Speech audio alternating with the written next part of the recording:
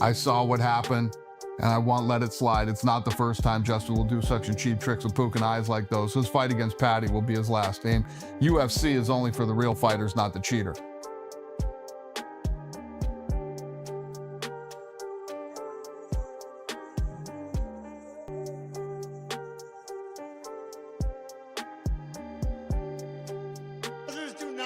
That Scouser does not get knocked out. Oh my God. Were you surprised by Paddy's game plan? I didn't understand his game plan even. He wanted to box with Gaethje, but he couldn't wrestle him. He couldn't box him. He just a little bit young and he has a better chin. But he's a trash can. Just curious, what did you think about Paddy's chin? Because a lot of people say Justin Gaethje is the hardest hitter they've ever faced. Yeah, but Paddy got knocked out like 15, 20 times.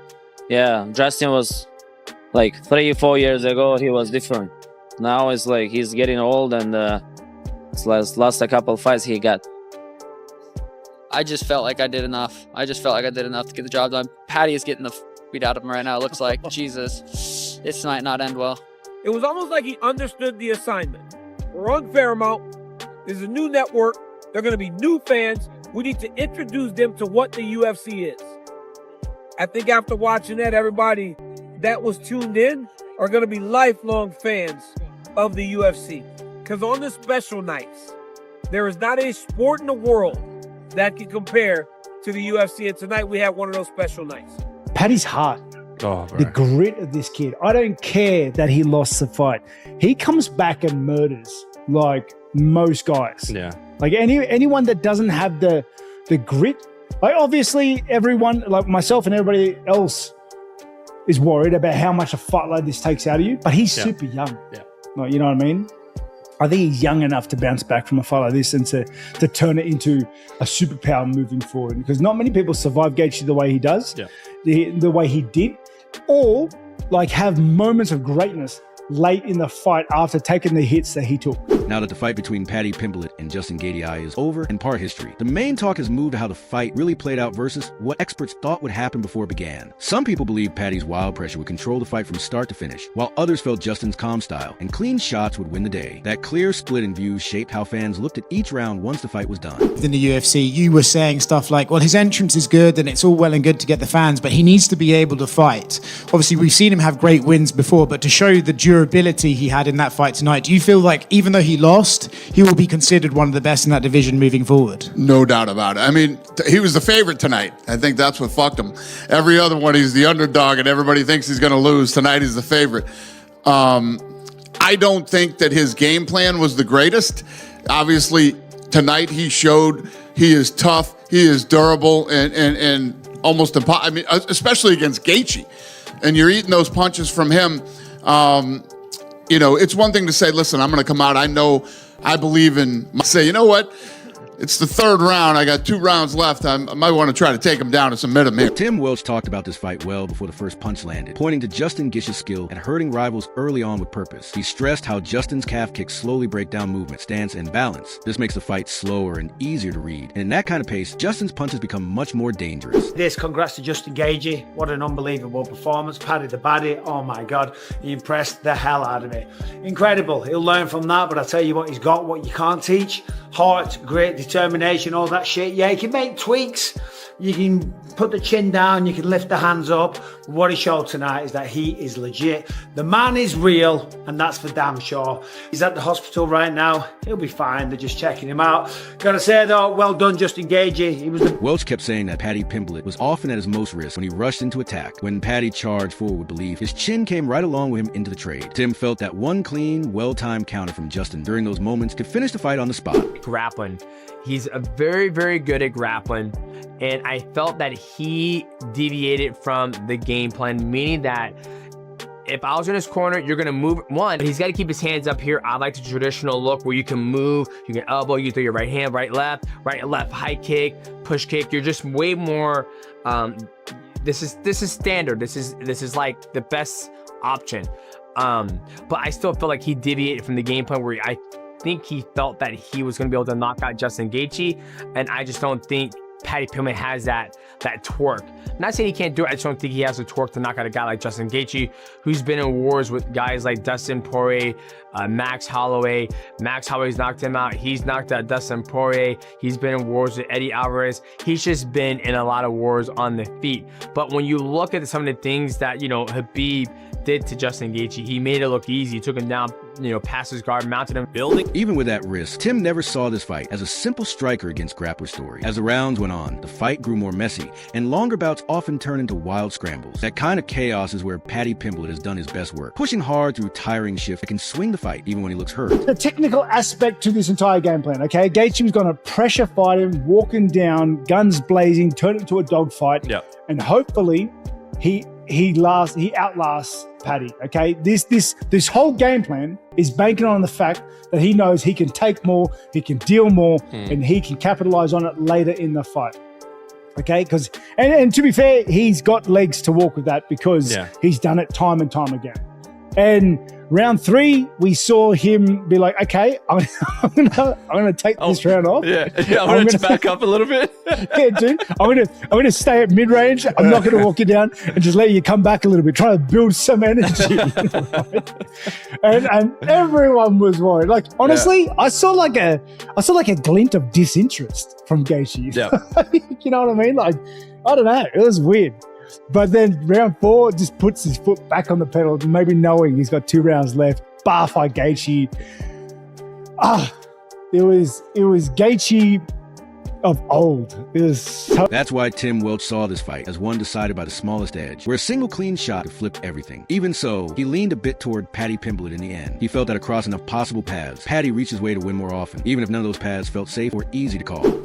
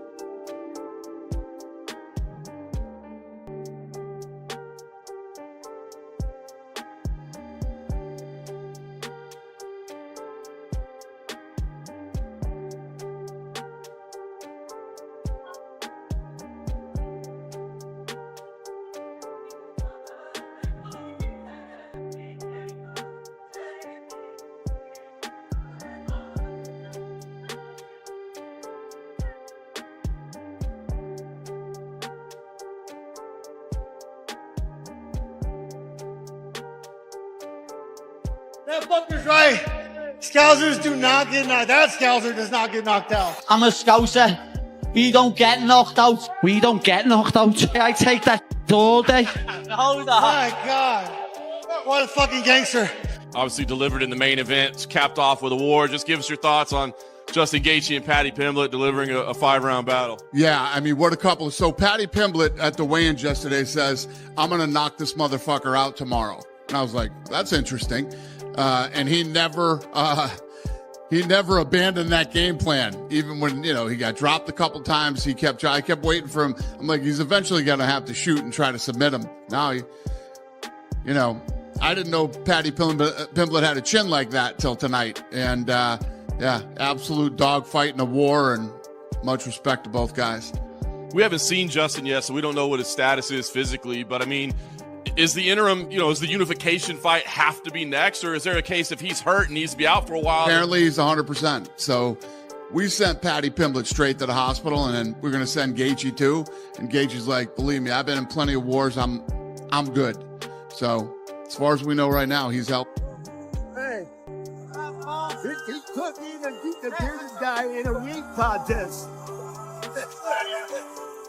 When Teddy Atlas broke down the fight, he moved the talk away from pure power and toward control. He explained that Justin Gaethje needed to box smart, cut sharp angles, and stay off the center line instead of standing right in front of Paddy Pimblett. At the same time, he noted how much Paddy had grown, both in his body and in his mindset, over the past few years. Sure there. You saw him do it to Michael Chandler. He's taken on the highlight, Justin Gaethje. 26 wins, 5 losses, 20 KOs. The dude fucking KOs people. Early on, he'd calf kick the fuck out of people. He'd calf kick people where they couldn't take it anymore. He had many TKOs from calf kicks alone. The guy is just a dense fucking ball of muscle, built for fighting, 37 years old now. He's crumpled people with his left hook. He's crumpled people with his right hand. Paddy Pimblett is going to have to be very careful throwing his flurries on Justin Gaethje. Justin Gaethje will sit down and rip a left hook, or sit down, drop his head, and launch a right hand.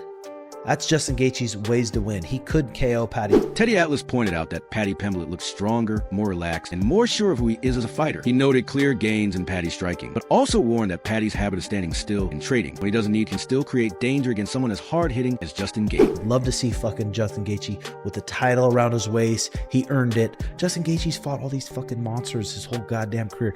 Edson Barbosa, Donald Cerrone, Eddie Alvarez, Dustin Poirier, Habib, Michael Chandler, Charles Oliveira, Fiziev twice, Dustin Poirier again, Max Holloway. Like, holy shit. He's fought the elite. So I'd love to see Justin Gaethje get it done. If I had to put, this is hard. If someone gave me $10,000 to bet with and they said, hey, put it on who you think's going to win. God. I'm going to say 60-40. 60-40, 40% chance that Justin Gaethje knocks Paddy Pimblett out. Hits him on his chin. When Paddy Pimblett's flooring, hits him right on his hits him right on the scouser chin. Bunk. Gets dropped. 40% chance, I think. 60% chance this fight, Justin's not able to find him. It's like a spastic, weird style. He's not able to find his chin. If Paddy Pimblett puts him on his back, it's going to be a long night for Justin Gaethje. Because of age and momentum, Teddy leaned a little toward Paddy Pimblett. He felt younger fighters often find another level late in fights, and that Paddy showed more room to grow inside the chaos. Still, he never ignored the non-stop danger that Justin Gaethje brought in every exchange. Will you be served with Pimblett? Maybe. Gaethje, experienced, good striker. He's well-rounded everywhere, but he's got to use the assets of a smaller guy. We've seen it, where you got to box, you got to use your legs, you got to set traps. He's got the capability of doing that. Outmaneuver, outflank Pimblett. Pimblett, let me tell you, he has improved a lot over the last 2 years. He really has, bud. He has gotten better. He's gotten more. You could see he's come into his own. Confidence-wise, physically, he's in great shape. They usually all are. But he's improved. His striking has improved. He's a good wrestler, grappler. But he loves to strike. That's what's going to make this fight really interesting and good. they're both going to strike. I mean, for the most part, they're both going to strike. Max Holloway broke the fight down in very simple terms. He said that if Paddy Pimblett could take Justin Gaethje's power without falling apart, the fight could turn fast in Paddy's favor. One hurt moment, a wild scramble, or a quick move to back control could change everything in seconds. I think youth might be served here. But I would go with the over on this because I think the over-under is like 2.5 rounds. How many? 2.5 rounds over minus 115. All right, listen. Again, we have a pretty good record here, but, you know, I mess up once in a while. Yeah, I do. That's why it's gambling. But I like the over. I like the over. I mean, if Gaethje fights the perfect fight, you never know. You never know. But I know who the judges are probably favoring. Oh, did I say that? I'm sorry. There shouldn't be anything about that. It should just be about what goes on in the cage or in the ring. But I can't help myself but think about things that I see. So maybe, you know, Gaethje would really have to do a job, I think, to get it, which he could. But I think I'd probably favor Pimblett a little bit. But at the end of the day, if I had to put my bucks down. At the same time, Max made it clear that Justin Gaethje only needs one clean hit to break rhythm, shake confidence, and ruin plans. His punches and kicks hurt anything they land on, so every second Paddy stayed in striking range was a careful risk. So with Paddy, if he can eat it, I can see Paddy catching Gaethje and maybe almost like a Oliveira fight, you know, catch Gaethje, hurt Gaethje wobble, and then, you know, get to Gaethje's back or something, maybe subtle. You know what I mean? Like, Paddy is very well rounded. You know, he out wrestled wrestlers, he out grappled grapplers. He stands with you. You know, he doesn't care. He throws. You know, everybody's be like, his chin is in the air. He takes shots. Yeah, he takes shots and he still walks forward. How long will that last? We don't know. And that's the question I had to this fight. Or what his reaction is going to be when Justin Gaethje catches him. Because Justin Gaethje punched like a truck. He kicks like a. Morab saw the fight as a real coin flip with no middle ground. Either Justin Gaethje wore Paddy Pimblett down with damage, or Paddy lasted long enough to pull the fight into his own style. That unknown factor is what made the fight impossible to call with certainty. For me, this is a flip up, bro. I'm not surprised if any of these guys win, because I can see two clear paths to these guys winning. I can see Gaethje catching Paddy, you know, putting him down, finishing him. Then I can see Pimblett catching Paddy, Pimblett catching Gaethje, maybe knock him out or hurt him enough to where he can get a submission. You know, I think so. Paramount, the UFC did a really great really great job of putting this first Paramount card together. From the main card, the first main card fight, to the main event is sick. It's gonna be action packed, and you fans are gonna love it. You know, the new fans are gonna love it. I mean, Gaethje is just violence. Paddy Pimblett doesn't run away from violence. It's gonna be a fun fight. Like I said, I don't know who to choose. I'm not choosing no one. I see both guys. I think this is a coin flip. I think whoever can endure the more damage is gonna win this one. For Demetrius Johnson, the main focus was on Paddy Pimblett staying unpredictable and pushing grappling exchanges. Justin Gaethje's scrambles sometimes left tiny gaps in position, and Demetrius felt those were the moments where submissions can quietly show up when timing hits just right. But with that being said, let me get to the keys of victory for both these guys. When you look at Paddy Pimblett, keys of victory, Paddy Pimblett has got to be dynamic. We're starting to see Paddy Pimblett become more comfortable inside the octagon. So the key victory number one for Paddy Pimblett is be dynamic, meaning that if Justin Gaethje puts you against the cage, don't be scared to do a flying triangle. If Justin Gaethje tries to go for a dump, go for a Kimura, because 9 out of 10 times when he does that, he's able to turn it into something that favors him in the fight. Key victory number two, grapple. You know, when you look at Justin Gaethje's past fight, when people grapple him that have a good grappling ability, he seems to have hard times with grapplers, where people, you know, when people drop him, Charles Oliveira dropped him, he across the floor, jumped on him, got his back, submitted him with a rear naked choke. You look when he fought Habib took him down, passed his guard, mounted him, got a triangle from top and rolled to his back. Now I feel like Paddy Pimblett has that grappling ability that can oppose some problems to Justin Gaethje. But Demetrius also talked about the gap in competition without downplaying Paddy's skill. He explained that once fighters lock positions on the mat, names don't matter. Technique, balance, and timing become far more important, which is why he trusted Paddy to control things once the grappling started. Thought he got the better of. This was a great scrap. I have no idea how Paddy Pimblett did not get flatline KO'd on about 50 different occasions.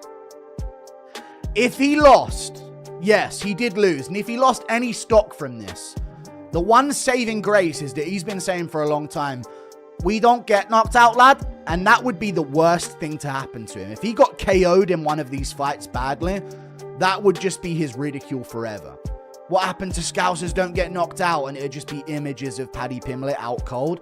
I have no idea how he didn't get flatlined in this fight. Justin Gaethje was cracking him with so many overhand rights. And the worst part was, it's not even like you were understanding why he took the shot so well. Oh, he was rolling with that one. Oh, he tucked into that one a little bit. He saw it coming. I could see the shots coming.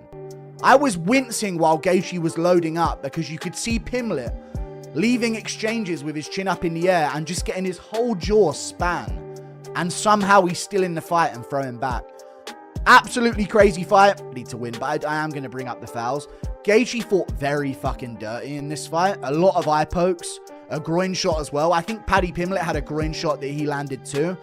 But that was towards the end of the fight where it was just an absolute mess of a scrap between the two of them.